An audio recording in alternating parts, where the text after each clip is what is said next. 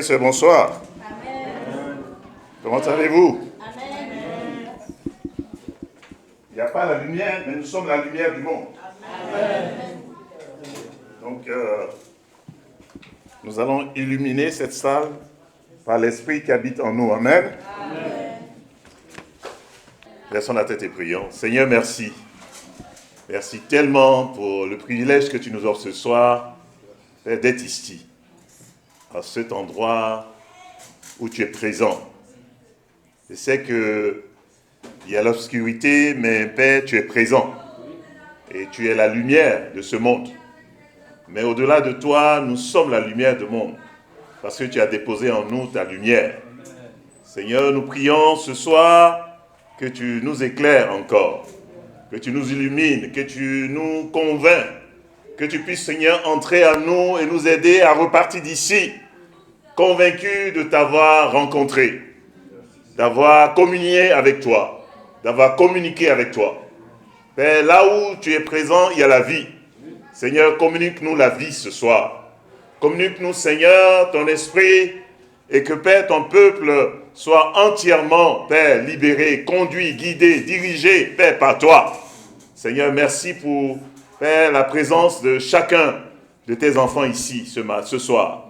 Père, je prie que nous soyons unis dans le même esprit, Père, pour accomplir, Père, les œuvres que tu as préparées d'avance pour nous. Père, nous avons des échéances, nous avons des défis devant nous, et nous voulons, Père, mettre tout cela entre tes mains. Merci de bénir ce soir. Merci, Père, de nous convaincre de ta vérité. Et que l'honneur et la gloire te reviennent au nom de Jésus. Amen. Amen. Waouh. Ça me rentre dans les yeux. Donc, je ne sais pas comment on va faire. Dimanche dernier... Hein? Non, ça va. Non, je vais attraper. Ça va. Ne vous gênez pas. Le dimanche 15, nous étions vraiment ensemble et j'avais plus ou moins parlé des bases principales de la formation des disciples. Et si vous vous souvenez, on est revenu dessus ici en une demi-semaine avec 1 Thessaloniciens 1, versets 5 à 9. Voilà. Dimanche dernier, nous étions un peu plus ou moins dispersés parce que il y avait 13 villes ici et Plateau. Et puis au GZ, il y avait Makori. Mais au-delà, nous avons tous nos étudiants qui étaient à Yopougon. Donc, j'ai souhaité, ce que j'ai partagé avec nos frères et sœurs de Makori dimanche dernier, revenir rapidement, brièvement, frères et sœurs là-dessus. Pour parler de quoi? Si vous vous souvenez, lorsque j'ai parlé des bases, on a fini par une roue que j'avais distribuée à tout le monde. Et j'avais dit qu'on avait parlé plus ou moins de la roue d'un vélo, bien d'une bicyclette. Et au cœur de la roue d'une bicyclette, on avait le moyeu. Et par comparaison, nous avons dit que dans nos vies, la vie d'un disciple, au cœur de nos vies, il y avait Christ. Amen. Voilà. Et nous avons vu aussi que dans une roue, il y avait des rayons. Et des rayons qui soutiennent.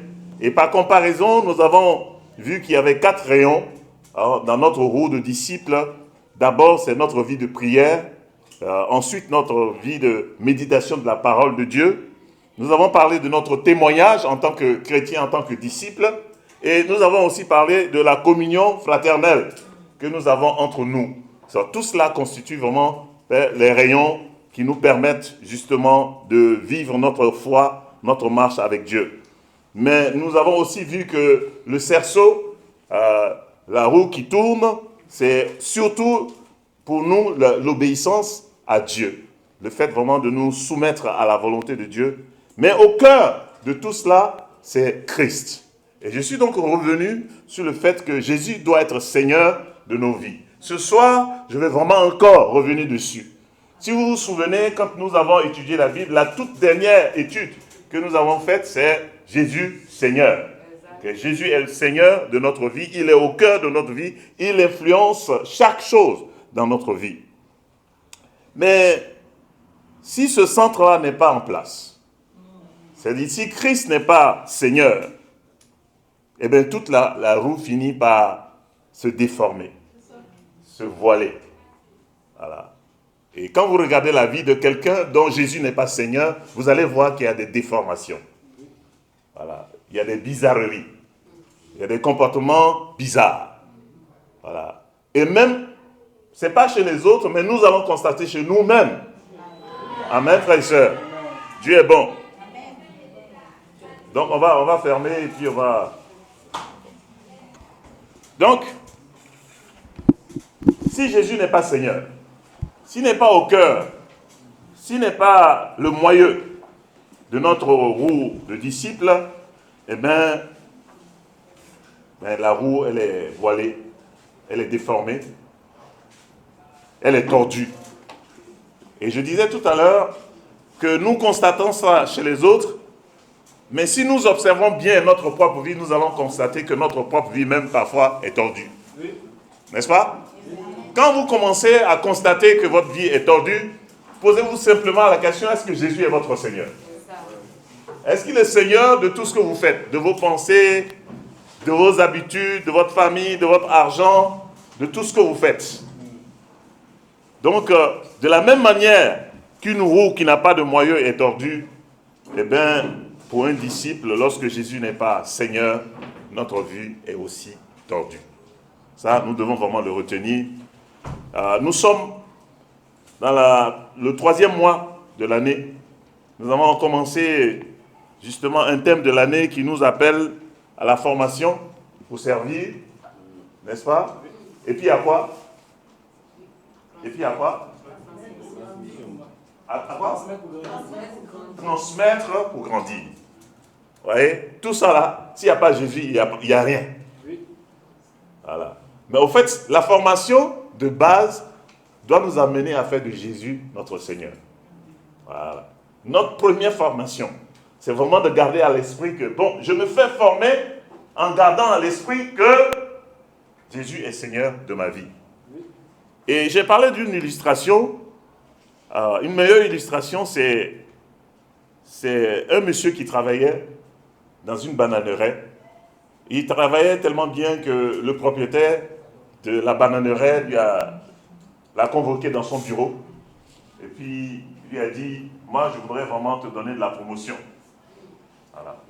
Je vais te donner de la promotion, mais il y a une condition.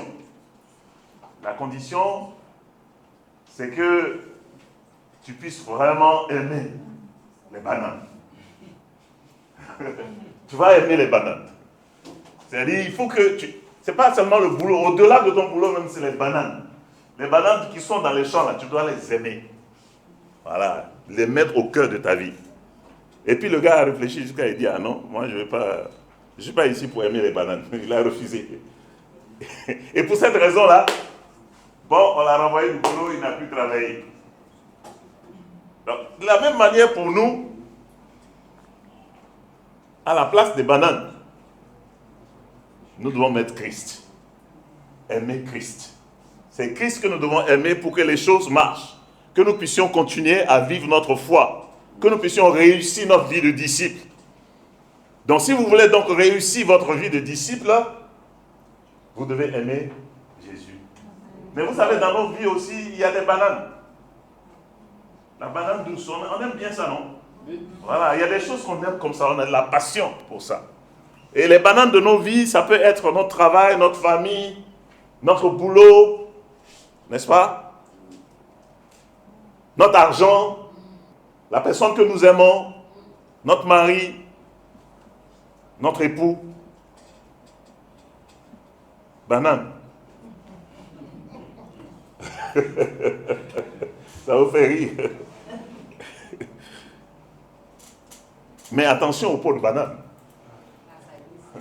Nous devons faire très attention aux pots de banane. Parce qu'il y a tant qu'il y a beaucoup de pots de banane, on peut glisser et tomber.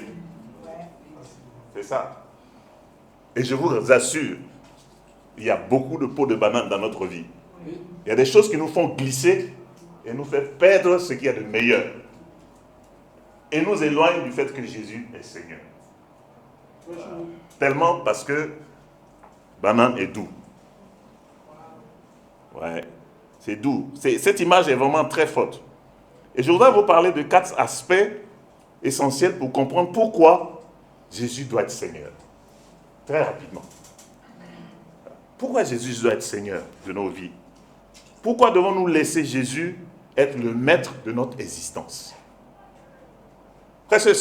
Dieu nous a créés tellement libres, et dans notre liberté, c'est facile pour nous d'être Seigneur de notre propre vie. Dès que nous nous levons le matin, nous sommes Seigneurs de notre vie. Nous décidons de ce que nous devons faire, ce que nous allons penser, faire, agir, quelles sont nos priorités. On met tout de suite, on met tout en place et on agit selon nous-mêmes, mais pas comme notre Seigneur, Jésus. Après, c'est ça, ce principe-là qui a besoin de changer. La première chose que nous devons savoir, et frères et sœurs, ne l'oubliez pas. La première chose, c'est que Jésus est Seigneur, que vous le vouliez ou pas. Que vous l'acceptiez comme Seigneur, que vous ne l'acceptez pas comme Seigneur, il est Seigneur. Je ne sais pas comment vous comprenez ça. Est-ce que quelqu'un comprend ça? Quelqu'un peut m'expliquer ça? Pourquoi cette phrase est vraie? Que vous fassiez de lui son Seigneur, ça ne change pas le fait qu'il est votre Seigneur. Quelqu'un peut juste m'expliquer en quelques phrases pourquoi c'est comme ça? Pourquoi est-ce que c'est comme ça? Oui? Bon, moi je pense que nos pensées, nos désirs, même si on ne donne pas de l'importance à Dieu, tout ce qu'on fait dépend de Jésus. Du coup, il est quelque part le maître de tout ce qu'on peut posséder sur terre. Donc tu es en train de me dire qu'il n'y a rien, il n'y a aucun aspect de notre vie qui ne dépend pas de lui. C'est ça? Non. Je disais que quand on donne notre vie à Dieu, à Jésus ou pas, Ouais. c'est lui en réalité qui est le maître de tout. Donc du coup, quand on reconnaît cela ou pas, tout dépend de lui. C'est ça que je viens de répéter là. C'est ça que je viens de dire. Donc vous voulez dire, il n'y a aucun aspect de notre vie qui ne dépend pas de lui. Oui. Citez-moi un seul aspect de votre vie qui ne dépend pas de lui. Il n'y en a pas. Il n'y en a pas. Donc, frères et sœurs, mais si cela est vrai, normalement, on devait accepter qu'il soit Seigneur. N'est-ce pas? Oui. Si c'est vrai qu'il n'y a aucun aspect de notre vie que nous pouvons contrôler sans lui, alors, on fait de lui notre Seigneur. C'est-à-dire qu'on lui donne la place qu'il mérite. N'est-ce pas, frères et sœurs? Et je voudrais lire avec vous 1 Colossiens 1, verset 16 à 18, qui le dit clairement. Colossiens 1, 16 à 18 dit, en effet, c'est en lui que tout a été créé dans le ciel et sur la terre, le visible et l'invisible. Trône, souveraineté, domination, autorité, tout a été créé par lui et pour lui. Il existe avant toute chose et tout subsiste en lui. Il est la tête du corps qu'est l'Église. Il est le commencement, le premier-né d'entre les morts, afin d'être en tout le premier. C'est ce qu'on vient de dire là. En tout, il est le premier. Ta journée là, il est le premier de ta journée. Ta vie là, il est le premier. Ta respiration, il est le premier. Ta santé, il est le premier. Ton succès, il est le premier. Donc il est en tout.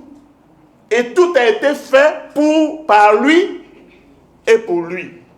Donc par lui. Donc il n'y a rien qui existe sans lui. Et rien n'a été fait dans le but pour le satisfaire lui. On dit pour lui. Tout a été fait pour lui. Waouh, c'est fort, hein? Tout a été fait par lui et pour lui. Samuel a été fait par Dieu et pour Dieu. J'ai été fait par Dieu et pour Dieu. Donc mon existence là, c'est pour Dieu. Ce n'est même pas pour moi. C'est fort. C'est fort. Ça me fait penser à ce comédien qui utilise beaucoup cette expression-ci. C'est fort. C'est très fort. Alors, est-ce que nous avons déjà songé au fait que notre contrôle de notre propre vie est très limité. C'est-à-dire que quand nous décidons de contrôler notre propre vie, là, on est limité dans ce contrôle-là. Tu ne peux pas contrôler. Tu peux contrôler jusqu'à un certain point. Tu peux te rebeller, tu peux t'éloigner de Dieu, tu peux faire ce que tu veux, vivre ta vie comme tu l'entends. Mais ce n'est qu'un aspect de ta vie que tu penses contrôler.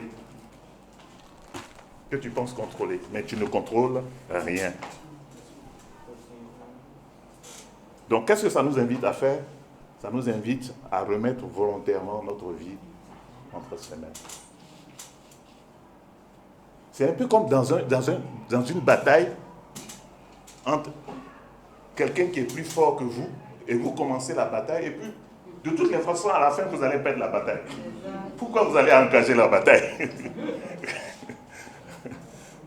C'est inutile d'engager une telle bataille, parce qu'à la fin, vous allez perdre. Mais par contre, si vous vous entendez pas avec ce dernier-là, vous entendez, il sera là pour vous conduire, pour vous guider. Et vous allez utiliser sa force qu'il a plus que vous là, pour pouvoir agir dans la vie. Frères et sœurs, retenons ce premier point. Nous ne choisissons ni notre naissance, vous le savez non? Quelqu'un ici a choisi sa naissance? Non. Ni nos parents, ni le temps que nous avons vécu sur la terre. Nous ne contrôlons rien. Donc la seule chose que Dieu nous laisse libre de contrôler, c'est notre volonté. La seule chose nous contrôlons, c'est notre volonté. On a la volonté de se soumettre ou de se rebeller. Ça là seulement, on est libre de faire ça. Mais à part ça là, il n'y a rien d'autre. Mais dans ce choix-là, il y a un meilleur choix à faire. C'est pour ça qu'il dit, je mets la vie devant toi et je mets la mort devant toi. Mais il faut choisir la vie. Le deuxième point, c'est une question. Pourquoi, en général, nous refusons de reconnaître Jésus comme Seigneur? Je pose la question à l'Assemblée. Pourquoi, en général, les hommes refusent de faire de Jésus leur Seigneur? Ceux qui étaient à Jésus ne répondaient pas. Laissez les gens de 13 000 répondre. Oui. Pourquoi? Parce que ces principes sont difficiles à supporter. Ah, c'est ça. Ok. C'est-à-dire que nous, notre manière de penser la vie, là, et puis lui, la façon de penser pour lui, il est trop compliqué pour nous. C'est ça, non? Oui. Ok, oui. Parce que c'est pas obéir de l'absence. Parce que nous, on veut obéir à ce que nous voulons. D'accord? Oui? Je ne peux pas l'ajouter en haut. Ah, j'étais en haut. Donc tu peux parler. C'est parce que tout simplement, Jésus-Christ et ses principes vont contre le plus souvent nos intérêts. Nos intérêts. Nos vrais intérêts ou bien nos faux intérêts? Oui. Je pense bien aussi que on pense qu'on est capable. Oui. On n'a pas besoin d'un autre Seigneur. Oui. On est capable de régler nous-mêmes nos problèmes. Donc on est assez capable de pouvoir nous débrouiller seul. Donc on dit Jésus, bon, laisse-nous tranquille là, je suis grand. Ouais. C'est pas orgueil. D'accord. C'est-à-dire qu'on se rebelle même. D'accord. Ok. D'accord. Une dernière personne, oui. Non, vous de répondre. Mais je crois que nous tenons tellement à notre vie Ouais. que nous voulons la conduire comme on veut. Ah. Nous voulons diriger nos vies comme nous l'entendons. Pas qu'on nous dicte notre manière de vivre. Oui. Parce que l'homme en général, veut réaliser les choses à ses propres efforts, alors que la Bible dit que la porte que Jésus nous offre, la porte est étroite. Donc cette porte-là, c'est vraiment aussi difficile. Donc quand on voit ça, on ne peut pas vraiment tout s'engager. En fait, le standard de Jésus est très élevé par rapport à notre standard. C'est-à-dire, les buts et les objectifs que nous avons là. En fait, nous avons une vision trop limitée, mais lui, il va tellement loin. Donc, comme il va loin, lui nous dit les choses par rapport à ce qui est loin à venir, mais nous, on réagit par rapport à ce que nous voyons ici. Donc du coup, on est limité à ce que nous voyons sur la terre. Or, la vie va au-delà de la terre. Nous ne venons même pas de la terre. C'est-à-dire, on ne perçoit pas que nos origines ne sont pas terrestres. Nous ne sommes pas d'ici. Nous ne sommes pas habitants de la terre. Nous ne venons pas de la terre. Aucun homme n'a pour origine la terre. Même si on est bêté, baoulé ou tout ça et tout ça là, mais on est né à partir d'un moment dans le ventre de nos mères. Mais d'où? De Dieu. Oui. Donc, on perçoit les choses autrement que Dieu. Donc, comme on n'a pas la même perception que lui, donc c'est difficile pour nous. Donc, en fait, on a peur. On a peur. On a peur de ce qu'il pourrait nous demander. Vous voyez? Quand vous êtes avec quelqu'un qui a un standard trop élevé, vous le fuyez. Lui, là, il va me claviculer, il va me dire ceci, il va dire ça. Non, là, il fatigue trop les gens. Donc, tu t'éloignes de lui. Tu ne veux pas être avec lui, tu ne veux pas être son ami. Mais son standard est trop élevé. Ouais. Donc, c'est ça. Nous craignons qu'en acceptant Jésus comme maître, il nous demande de faire des choses difficiles. Et c'est clair que nous trouvons difficiles les choses que Jésus nous demande. Dis la vérité, être honnête, être pur, se soumettre, obéir, être patient, espérer, même sans voir. Tu vois? Il est Seigneur de ce qui est visible et invisible. Lui voit des choses invisibles, nous on voit seulement que les choses visibles. Et lui, il nous donne le standard par rapport à tout, visible et invisible. Donc c'est pour ça que c'est difficile pour nous. Nous refusons de le reconnaître. Et nous avons l'exemple du jeune homme riche. Il est venu dire à Jésus quoi? Il dit bon maître. Il le reconnaît comme maître. Il veut que Jésus soit son maître, mais il n'est pas prêt à se soumettre au maître. Parce que quand après le maître lui dit, va et vends tout ce que tu possèdes. Non, je vends tout ce que je possède. D'abord, ça, c'est compliqué. Et puis en plus, je prends l'argent, je vais donner ça au... Ça ne répond pas, ça n'entre pas dans son entendement. Oui, ça n'entre pas dans son entendement. Vous savez, l'apôtre Paul, lui, il avait aussi sa manière de voir les choses. N'est-ce pas? C'est pour ça qu'il persécutait les chrétiens. Il s'opposait à eux. Jusqu'à ce qu'ils comprennent. Quand les écailles sont tombées de ses yeux et qu'il a compris, alors il a fait de Jésus son Seigneur. Il faut que les écailles tombent. C'est parce qu'on ne voit pas clair. Voilà, on ne voit pas clair. Donc une des raisons, c'est que nous avons peur du standard élevé de Jésus. Et l'autre raison, c'est l'illusion de savoir ce qui nous convient le mieux. On a eu une illusion de ce qui nous convient le mieux. Ce qui nous convient le mieux, là, c'est que nous, on comprend ça d'une manière, mais ce qui nous convient le mieux, là, c'est ça que Jésus, lui, sait. Amen. Amen.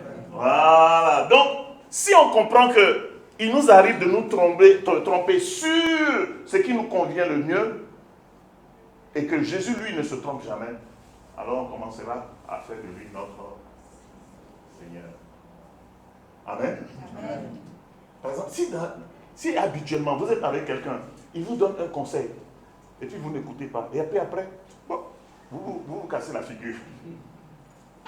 2 fois, 3 fois, 4 fois, et chaque fois qu'il vous donne un conseil, vous cassez la figure. En fin de compte, quand même, arrêtez de vous casser la figure. Et faites confiance à ce dernier qui vous donne toujours de bons conseils, et puis vous vous rendez compte à la fin qu'il avait raison. C'est ce que nous devons faire avec notre Seigneur. Amen. Amen. Et nous avons aussi une autre chose, c'est le fait que nous avons le doute sur les intentions de Dieu. Le doute sur les intentions de Dieu. Donc quand vous doutez de quelqu'un, vous ne pouvez pas laisser votre vie entre ses mains. N'est-ce pas? Donc parfois nous ne sommes pas persuadés que Dieu veut notre bien. Qu'il cherche notre intérêt. Voilà. Vincent, il te dit, non, faut pas aller prendre quelqu'un dans le monde comme ton mari. Et puis toi, tu vois, le jeune homme, il est dehors, là, il a l'affaire, il a les affaires, il a les sous. Il est joli garçon. Et puis Dieu dit, mais il faut attendre. Il ne faut pas prendre lui là, c'est pas bon pour toi. Hein? C'est pas bon pour toi. Mais toi, tu dis, un tien vaut mieux que... Tu le vois. Et c'est ce que je vois là, Dieu. C'est clair, il est joli, il a l'argent, je veux être encore. Et bon, il ne vient pas à l'église, donc c'est pas grave, je vais le changer. Voilà. Je vais le convertir. Voilà. Seulement que c'est seulement Dieu qui convertit le cœur des gens. Le cœur de l'homme est tortueux. Voilà. Donc finalement, tu te casses la figure. La Bible nous dit que les plans qu'il a pour nous sont des plans de bonheur. Amen. Amen. Donc faisons confiance en Dieu. Les intentions de Dieu sont bonnes. Voilà. Faisons de Jésus notre Seigneur. Mais le troisième point que j'ai abordé, c'est le fait que nous devons savoir qu'est-ce que ça signifie même. Que veut dire faire de Jésus son Seigneur? Qu'est-ce que ça veut dire?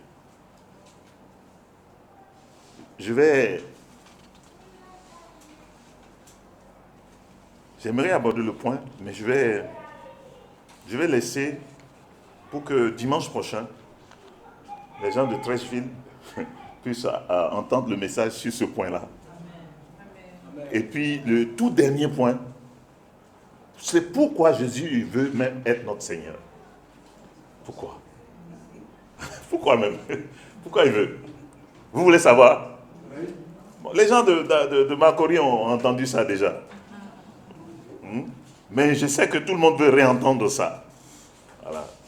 Donc, ce que je peux dire ce soir, je ne sais pas ce qui vous empêche de laisser Jésus être votre Seigneur. Chacun de nous a son problème. Mais il y a deux points qu'il faut retenir ce soir. Que vous le vouliez ou pas, Jésus sera Seigneur. Amen. Même dans le livre des autres religions, même par exemple dans l'islam, on dit qu'à la fin, c'est Jésus qui reviendra, qui va juger. C'est incroyable. C'est lui qui aura le dernier mot. C'est lui qui jugera le monde. Donc il est Seigneur et nous devons nous soumettre à lui. Mais, et le deuxième point ici, c'est nous devons lui faire confiance. Voilà, nous devons lui faire confiance parce que le plan qu'il a pour nous est un plan, Seigneur, extraordinaire, un plan de bonheur, un plan de bénédiction. Nous avons un événement important cette semaine. Qui sait? Deux événements. Qui sait? De quoi il s'agit? Oui? Le culte spécial de reconnaissance, la veille de reconnaissance. Oui. Et la journée internationale de la femme. D'accord. Est-ce que vous vous préparez pour ces deux événements? Est-ce que vous êtes prêts? Est-ce que dans votre esprit, vous voyez que ce sera un moment extraordinaire? Amen. Que Jésus sera là.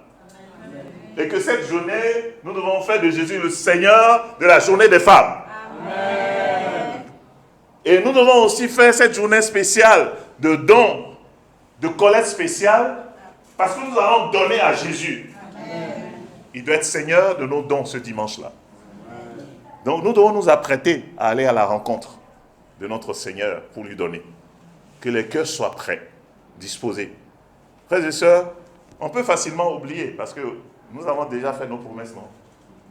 Qui se souvient de sa promesse? Ah, il n'y a plus de main en l'air. On n'a pas fait encore de promesse. Ah, c'est pas encore. Oh, là, là, là. Oui. En fait, il y a une préoccupation que beaucoup de frères se posent. D'abord, oui. Vous ne connaissez pas le type de cette année par secteur. Ce n'est pas encore été défini. Ah bon? Donc on va pour le communiquer. Donc plus ça aussi, beaucoup de secteurs se demandent par rapport à la collecte passée, est-ce que chaque secteur puisse avoir, c'est ça qui pousse parfois Le montant, on a communiqué ça. Non, le montant global est évoqué. 300 millions, c'est pas... L'objectif à atteindre. Mais ce qu'on a eu aussi, on nous a communiqué ça au plus d'ensemble. Vous étiez là et puis le compte a compté juste là. Non, parce que chaque secteur doit percevoir. Non, de façon générale. Mais maintenant, dans tout ça là, qu'est-ce que chaque secteur a eu? Chaque secteur va avoir, dans les 300 millions de cette année-là, combien chaque secteur, TPM. Mais ça ne change pas les 25%. Et puis la répartition là ne change toujours pas. Donc ce que je vais faire, c'est que je vais trouver les informations et mettre ça sur la plateforme pour vous dès demain. Nous avons donc le staff, on va prendre toutes les informations. Donc allez-y sur la plateforme et cherchez à savoir. Si ça peut vous aider, amen. Mais Jésus est... Même l'argent que tu as là-bas dans la poche, là, que tu veux savoir ce que tu en as eu, ce qu'on doit atteindre. Tout l'argent dans ta poche là, c'est pour... Non, tu n'as pas bien dit ça. C'est pour qui? Ah. Donc il dit de venir donner pour on va bâtir notre maison de prière. C'est pas ça? Donc voici la clé. Voici la clé, frères et sœurs. Donc venons dans le but justement d'honorer notre Seigneur. Et puis venons aussi pour honorer nos sœurs. Amen. Pour honorer les femmes. Ce culte de dimanche sera un culte où nous tous on va participer. On va impliquer nos sœurs dans le culte. Et ce sera vraiment quelque chose d'extraordinaire. Donc tout à l'heure, je vais demander aux diacres et à quelques dirigeants de venir avec moi dehors. Les sœurs veulent avoir une brève réunion maintenant. Voilà. Donc je vais vous communiquer un peu ce qui va se passer dimanche prochain. Mais Jésus est Seigneur. Dis à ton voisin, Jésus est Seigneur. Non, maintenant, dis-lui, Jésus est mon Seigneur. Et ton Seigneur. Voilà, que Dieu vous bénisse.